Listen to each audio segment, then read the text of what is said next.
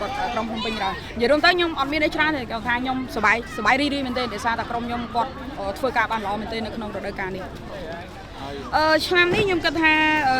ដូចអត់សូវអាក្រក់ដែរហើយខ្ញុំឃើញថាក្រុមមួយចំនួនមានការប្រកួតប្រជែងនិយាយរួមទៅភ្នំពេញក្រោនប៉ះក្រុមណាក៏ដោយគឺពិបាកទាំងអស់ចាហើយពួកយើងអត់មានអីទេគឺពួកយើងមានតែមកប្រកួតទៅមកប្រកួតពួកយើងត្រៀមខ្លួនសម្រាប់ការប្រកួតជារៀងរាល់សប្តាហ៍ចាសម្រាប់ខ្ញុំក្នុងនេះជាគ្រូអូខេសូមអរគុណទៅដល់ក្រុមការងារហើយនិងកីឡាករនេះទាំងអស់ដែលខិតខំប្រឹងប្រែងមែនទែនសម្រាប់រដូវកាលនេះឃើញថារដូវកាលនេះ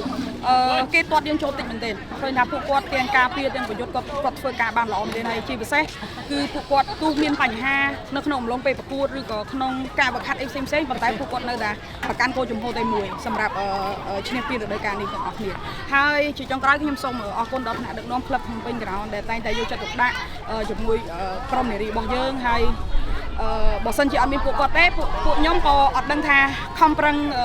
គេថាមានផ្លូវទៅកន្លែងណាមួយអញ្ចឹងណាអញ្ចឹងតែមានពួកគាត់បង្ហាញផ្លូវពួកយើងហើយពួកយើងខិតខំប្រឹងប្រែងដើម្បីឈានដល់គោលដៅទាំងអស់គ្នាហើយក៏អរគុណដល់អ្នកគ្រប់គ្រងក្លឹបបាល់ទាត់ភ្នំពេញទាំងអស់ហើយ